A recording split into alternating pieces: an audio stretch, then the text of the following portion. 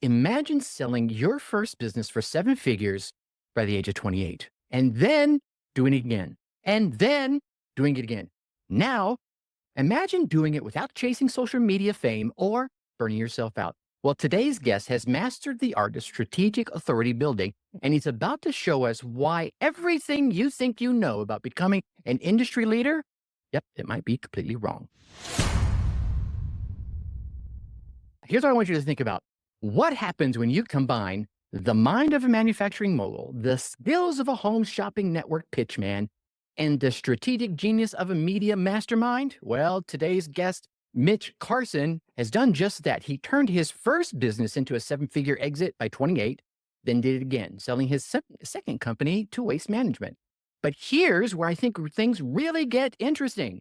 Instead of retiring on the beach, sipping Mai Tai somewhere, he kept redefining himself, reinventing himself, failing forward, and building new empires. From manufacturing household products to becoming a TV show host on NBC, he has mastered the art of strategic reinvention. While others were out there chasing visibility, he quietly helped over 600 entrepreneurs transform their experience into authority, and that authority into profit.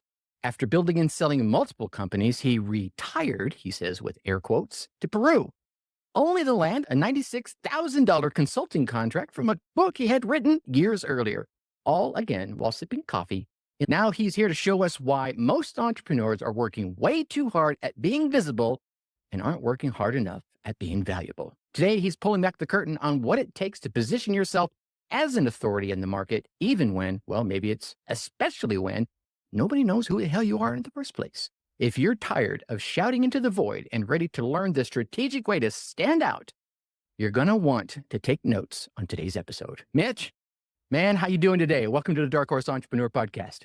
I want to meet the guy you described. You did it was flair, Tracy. Wow. I think you have a future in radio. Wow. Well, great to be here. I'm excited to go down this path with you and share what I have accomplished and, more important, my failures, because I think that is where people can learn quite a bit. Right. I don't have the Midas touch. I have the action touch, and I have failed my way to success many times, and I have failed more than I've succeeded.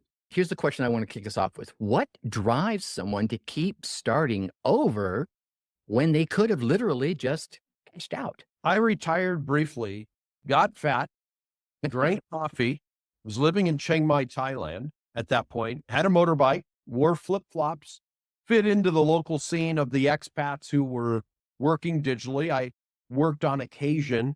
When I say retired, I didn't fully retire, where I sat and got drinks served to me by beautiful women with no tops. That wasn't the case. I was living in Thailand with my motorbike, which was great, and lived a free life, and then got incredibly bored. Mm-hmm. Did you catch that? Selling his first business for seven figures at the age of 28, and then doing it again and again. But here's what makes Mitch's story fascinating. It's not about getting lucky, and it's not about following some cookie cutter formula. No, let me break down what real authority means in today's market. Most entrepreneurs think it's about the following. They think it's about having the perfect social media presence, posting 3 to 5 to 7 to 10 times a day, creating endless content, and chasing those viral moments. Okay, some of them have made success doing that. But Mitch's journey shows you something completely different.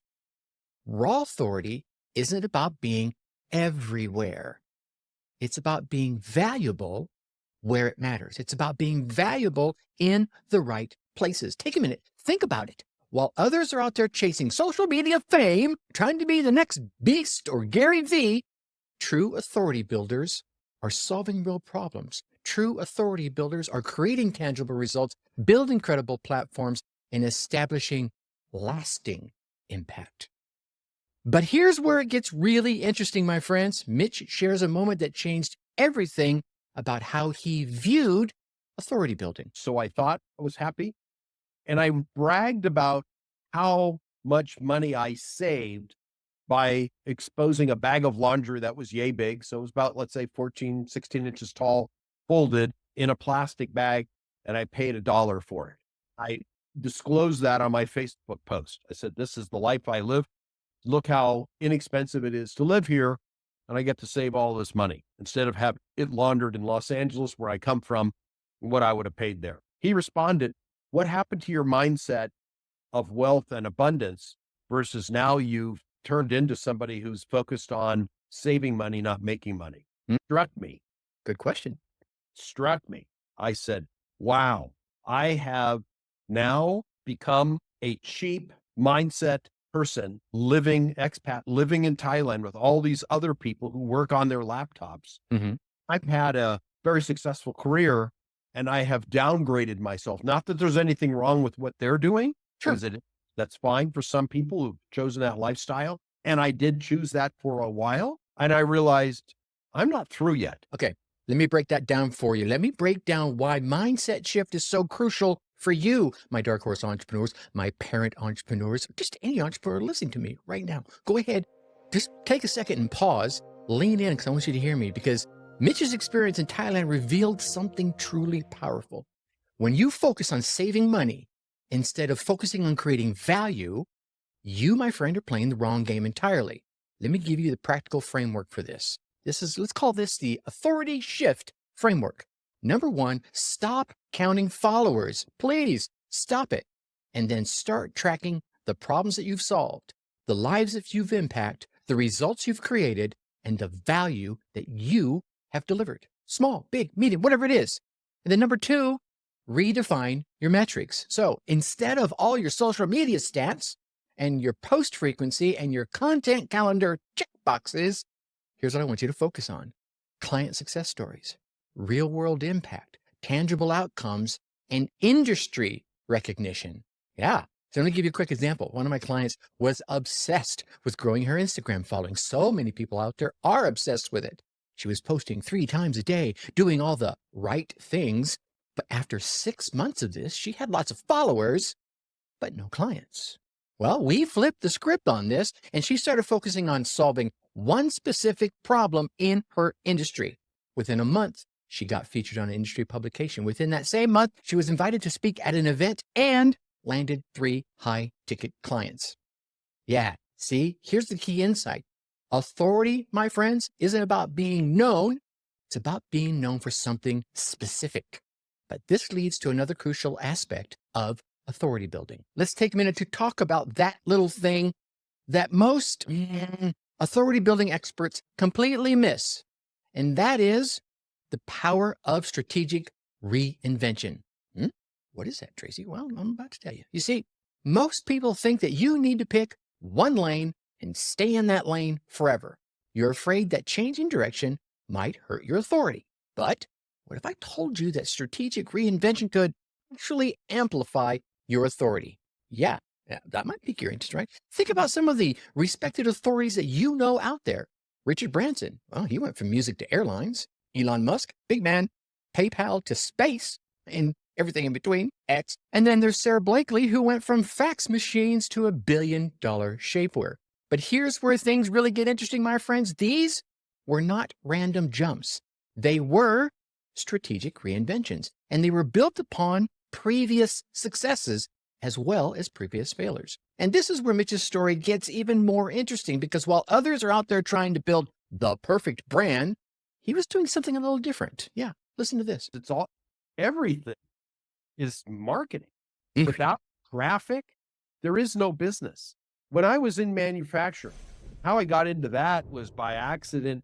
My uncle, who was my only remaining relative because of my history, my background, owned a plastics manufacturing company. Maybe he saw The Graduate and said, and there was that scene from Dustin Hoffman being interviewed or being told by an older, distinguished businessman, "Plastics, young man, the future is in plastics." Well, bought into that was injection molding, industrial America. My uncle's company, he owned it. He was out in New York. I was assigned to run his plastics manufacturing plant in Gardena, California, which is a suburb of Los Angeles. And I was given this task after I sold my recycling business to Waste Management.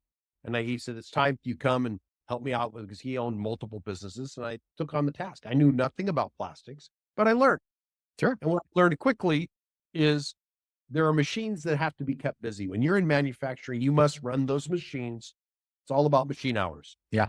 And it was a 24/7 operation. We ran 7 days a week, except for major holidays shut down. But the rest of the time, those machines had to run in order to cover overhead and, of course, yield a profit. Right. And they weren't at the time I came in. And I realized, okay, how do I get these machines busy? Through marketing, through getting inventors to bring in their products to get manufactured by us, because we had distribution and we had manufacturing capabilities, because we had a housewares line that was in all the big box retailers back then. Okay. Walmart, Home Depot, Bed Bath and Beyond. These are some brands that were around back then. This was early 80s or early 90s. It was early 90s, excuse me. And I then went and found inventors who had products, but no distribution, no manufacturing. They had an idea. So I said, why don't you manufacture with us? And we'll showcase your products at the National Housewares Show, which is in Chicago every January. And then maybe the Hardware Show, which is during the summer, also at McCormick Place in Chicago. And I said, we can be your one-stop solution. Well, the booth was never busier. Yeah, this 10 by 60 booth, and it was flooded with traffic because we had all these new products to show that weren't our own. There were other people. Sure. Where we gave them a royalty based on sales, cost us nothing. And we were able to work synergistically. We provided the marketing, the manufacturing, and distribution. Did you catch that? Did you catch what Mitch revealed right there? He did not just switch from manufacturing. He took the practical real world experience from one industry over here and leveraged it to build authority in another completely different industry. Let me break down why this is so powerful for you, my friends. When you're reinventing yourself strategically or physically or mentally, you're not starting over. You're building on the layers of authority you have already spent your time creating. Think about this. Your past experiences, they're not baggage.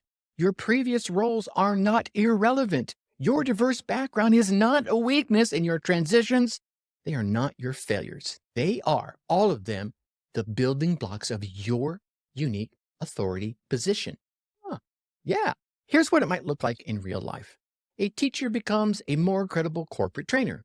A nurse creates more trusted health content. A contractor builds better real estate courses. A parent develops more practical family solutions. They're just using their previous experience, completely irrelevant, but still relevant at the same time. You get me? And here's where most people get stuck.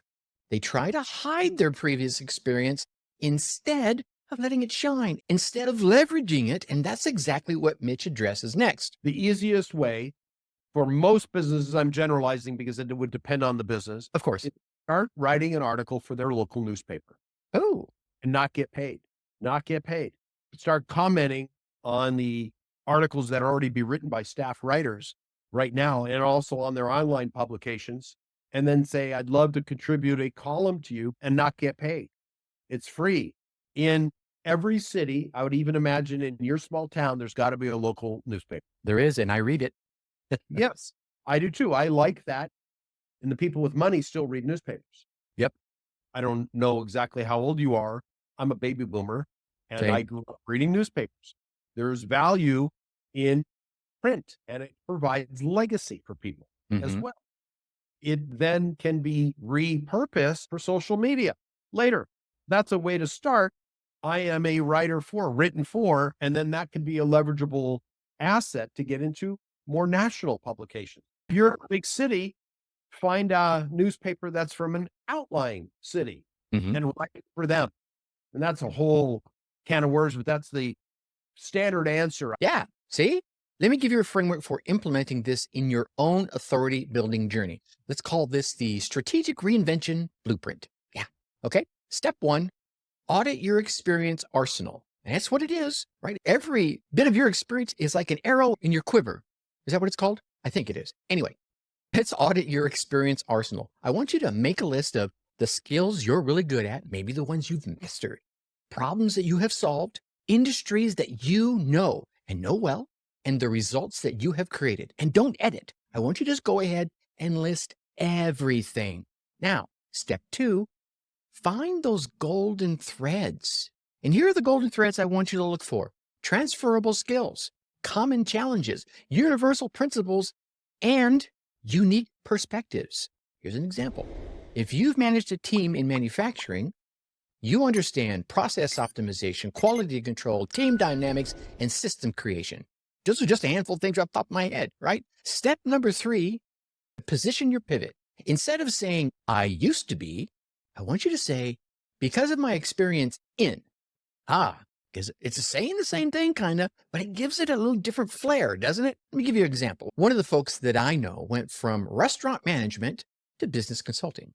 And instead of hiding her restaurant background, she leveraged it because she had operations expertise, she had customer service mastery, she certainly had team management and crisis handling. The result? Well, she landed more clients because of her real world experience. All of that set her apart from all the theoretical consultants, right? You feel me? Okay. But here's the key, and this one, I want you to lean in and listen to me. This one is crucial. Your reinvention has to solve real problems. Yes, not theoretical problems, not things that people think are problems, but real problems. This, my friends, leads us to something that Mitch shared about visibility versus value. Now, what I'm talking about is something that's costing entrepreneurs thousands of dollars and countless hours. This is what I call the visibility trap. You with me? Okay. So it's that whole visibility versus value that I was just mentioning. Okay. I think most of you that are listening to me right now, even if it's the first time you're listening to me, you understand what I'm talking about when I say the endless hamster wheel of posting on every social media platform, dancing on TikTok, eating rails, chasing those viral moments, all while wondering why your authority isn't growing, isn't going anywhere, isn't bringing you clients. It's really doing squat. Big red X. You feel me? Okay. Here's the uncomfortable truth. Being visible is not, my friends, it is not NOT the same as being valuable. In fact, sometimes being too visible in the wrong damn places can actually damage your authority. Think about it. When you need serious legal advice, are you looking for the lawyer with the most Instagram followers or the one that was featured in a respected legal publication? Yeah. When you want heart surgery, are you looking for the doctor with the best top dance moves? No. Or are you looking for the one that was interviewed on major news networks? Yeah, kind of a no-brainer. This, I think, is where entrepreneurs specifically get it completely backwards. They're working so hard to be seen that they forget about being significant. And Mitch shares something fascinating about this very thing. I'm not ready to die. I didn't want to retire fully, and I felt like my brain was diminishing by the minute. Without that stimulation, I think the body falls as well. The brain drives everything. So I got back in the thick of working, creating opportunities and helping other people. I run a very small business today of publicity business here in Las Vegas, where I get people on television guaranteed. Because I know that that's essential when someone wants to raise their credibility. Traditional media still garners the greatest amount of credibility and respect. Podcasting is growing. We're both podcasters. I'm a guest and a host. I believe in it. But when the people who are the decision makers with the most amount of money are the baby boomers, they will respect television more than they will a podcast. That's changing. I think in 10 years, there might be parity, but today it's still television. Let me break down what Mitch just revealed about platform choices, because again, this is another one of those important facts, and I don't want just to go whizzing right past you. Most entrepreneurs are trying to be everywhere, but here's the reality. Different platforms carry different levels of authority weight. Yeah, let me map this out for you. Tier one, these are the high authority platforms: traditional media appearances, industry publications, respected journals, and professional speaking stages. Tier one. And we all know we've been to them. And if you haven't been to them, you probably should be going to them and reading them and checking them out. Tier two, these are authority building platforms. These are things like publishing your own book, podcast guest appearances, industry specific websites, and professional associations. These are the places that people go to look for you. Tier three, these are authority supporting platforms, having a LinkedIn presence, a professional YouTube channel, industry focused blog, and an email newsletter like the Dark Horse Insider. Yeah, okay. Do you notice something? Where did I mention social media? It certainly wasn't in the top tiers. Why? Because while it's great for visibility, it is not automatically building your authority. Think about it. Anyone can post on social media, but not anyone can get featured in Forbes or speak at an industry event or land a professional speaking stage. Here's where it gets interesting, though. It's not about avoiding social media. It's about using it strategically. And Mitch explains exactly how this works. Well, you slipped and said author. If Yeah. they don't have a book, they're not the expert because Okay. the competition does. And even today, I'm in the process of writing a series of books on the public speaking business, including media. All the things that I deliver Mhm. are going to validate and credentialize me in what I'm doing today. I've written 18 books in the past. Most are not published. I use them as tools to sell from the stage. You get my book that's not available anywhere else. Same here. So if you are, in fact, claiming, if you've got the expertise, you're the greatest basket weaver in the world, Right. you have a book to credentialize yourself, you're missing out. The book automatically positions you as an expert. A series of books in the category makes you almost untouchable because most won't go that extra mile. It's important. So you need the book, you need the media, as in being covered on network television, you need the radio, you need podcast interviews, as in plural, multiple, Right. to make sure that people, when they look at your site, oh, Mitch was featured on the Dark Horse. Wow, he must be something. He was featured on Wish List, Joe Rogan's podcast. Right. He must be super important because they would associate me with Elon Musk, who's been on there. Mike Tyson has been on there. President Trump has been on there. The list Yeah. is long. I think you have to go the extra mile, and being covered, also written up and have an article that has been about you in Forbes or the Wall Street Journal or all these other publications. I found in order to be the undisputed expert in my niche, I needed to check the right boxes. All right, let me hand you another practical framework for implementing what Mitch just shared with you. I call this the value first visibility strategy. That's what you want to be focused on. Value first, then visibility. Okay. Step one, authority foundation. I want you to choose one authority platform. It could be an industry publication, some traditional media, a professional association, or some respected podcast circuit in your industry. Okay. Don't tackle all of them. Just master one first. Step two, content hierarchy. Create your content in the following order. First, solve a real problem. This is always going to be first. This is the first step you got to take. You can't just have some brand new software as a solution sitting over there that you've never sold to anybody or never even beta tested it that solves a problem. No. All right. You're just going to have to throw money in, I guess, right? Maybe that's a topic for another podcast episode. But first thing you want to do is solve a real problem. Two, document the solution. Three, share the process, which you've documented in the solution, right? And then four, build case studies, which is a part of solving a real problem. Notice we've focused on value long before we even talked about visibility.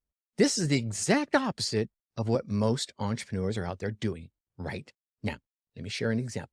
One of my peers was spending hours upon hours every day on Instagram. And don't get me wrong, they were getting lots of likes and lots of shares, but no clients. Yeah? We flipped the approach.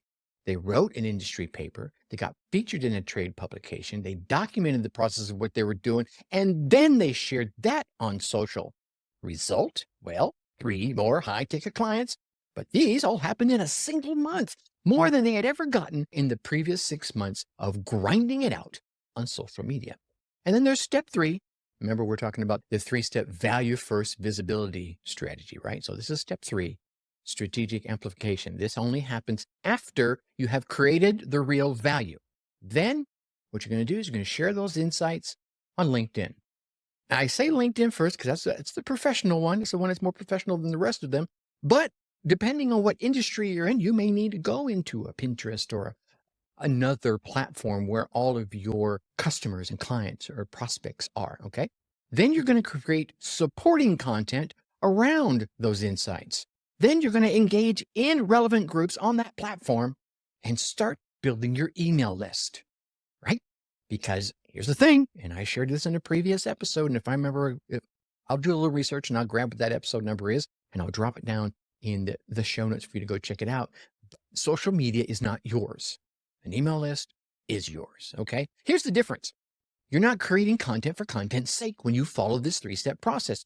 You're sharing documented value and real results. And then you're sharing supporting content about that value and those results. This approach, I know, I get it. It seems a lot slower at first, but it's like compounding interest. It's slow at first, but it builds real, lasting authority. Instead, fleeting visibility, right? And speaking of building lasting authority, it's time to stroke a long gray beard and share today's whiskered wisdom. And this one cuts right to the heart of strategic authority building. Today's nugget of wisdom is about turning your expertise into lasting authority, and in a way that it connects perfectly with something powerful that Mitch shared. I've been in the Wall Street Journal. I've been covered in Entrepreneur Magazine. I've been covered in Huffington Press, all of these publications, because I ticked the boxes when they became available, and I made it happen. I forced the publicity because I know what publicity will do for people and what it did for me. And if you are associated with that, your brand value goes up. The way I like to describe it, which what most people can relate to, is, are you positioned in a Tiffany box or are you positioned in a Target box? Ooh, I like that. Yeah. Yeah. Can you explain that one a little bit? All right. You're married, Tracy. I am. Matt, go back in time to when your wife, what's her name? Diane. Diane. If you were dating Diane and you wanted her to become your fiance, and you're American like me, we are compelled to get down on one knee, unless you've had knee surgery. We get down on one knee and say, I want to make you a permanent fixture in my life. The spiel, essentially. If you open up and pull out this box and it's wrapped in blue and white paper, you're getting a back rub at the end of the night. Yes. If you, however, have red paper with a circle on it, Target, you might get kicked in the teeth. Yeah. And it's all about packaging and perceived value. It's a matter of your wife or your girlfriend at the point before she said yes, and now she is Mrs. Brinkmann. She made a decision based on how you presented your package to her and the value you gave her based on the size of the ring, the cut, in many cases, not all cases. Yeah. More tied. The overall package, even beyond the ring. Yeah. The whole package. Will he be the right person for me? It matters. People buy the perception. Now, let me share some wisdom with you right now. Just like the wizard doesn't need every spell in existence that he has in his arsenal to be all powerful. I like wizards because I look like Gandalf. Okay. But they do need to master the right spells. You don't need to be everywhere to build your authority. You need to be significant in the right places. So here's your whiskered wisdom for today, my dark horse entrepreneurs. Your authority isn't built on how many places that you appear. It's built in how deeply you impact the people in those places you choose. Let that sit for a minute. Hit rewind. Listen to it again. Think about it like this. A wizard's staff becomes more powerful through intentional use, not random waving, right? No, you feel me? I was going to make a Hogwarts joke right here. I decided not to. Your authority grows the same way, through strategic, intentional actions. Here's your action step. And like all good wisdom, it's going to be powerful and simple. Take your best piece of expertise, that solution that you developed to that problem that you have solved, and turn it into something tangible. I don't care what it is. It could be a book. It could be a case study. It could be a document of the process. And then share those results. Because here's the deeper truth, my friends. While others are out there chasing that temporary visibility to in the pan, you're building lasting authority. Remember this, just like the wizard's power comes from mastering the fundamental laws of nature and magic, your authority comes from mastering the fundamental principles of value creation. All right, my dark horse friends and family, I get myself all pumped up doing this stuff. Let's bring this home and recap the authority building gold that Mitch Carson has shared with us today. We discovered that real authority comes from strategic positioning not endless visibility. No TikTok dances needed. Okay. Your past experiences are not your baggage. They are instead the building blocks of your next level of authority. Traditional media still carries more weight than social platforms, and value creation beats visibility every single time. Beats it to a pulp. If Mitch's insights resonated with you, and I'm hopeful that they did, you can watch the full interview over on YouTube. The link will be down in the show notes. And trust me, there is so much more value in the complete interview. Couldn't fit everything into today's episode. Just tried to peel out some gems for you. But before you go, I got something special for you. And I think it's really special. And I think you will think it's special as well. I know you're probably listening to this while you're thinking about all the content you should be creating and all the platforms you should be on. That's exactly why I created something specifically for my driven entrepreneurs just like you, my parental entrepreneurs just like you. You want to get weekly digital marketing strategies that focus on building real authority and not empty visibility? Well, I'm talking about practical, actionable advice that you can implement right away and grow your business. Heck, we're going to give you tips on how to pick a business for some of you that are just ready to start. Okay. So what you need to do is you want to head over to darkhorseschooling.com/newsletter and join the Dark Horse Insider Digital Marketing Newsletter. Every week, I'm going to send you some authority building strategies, some platform selection tactics, value creation frameworks, real world case studies. The list just goes on. And here's the best part. You'll be joining a community of other entrepreneurs who are just as focused on creating real value and building lasting authority as you are. So go over there, darkhorseschooling.com/newsletter, and I'll see you on the inside. So until next time, my Dark Horse friends and family, remember to keep building value, keep building your authority, and then think successfully and take action.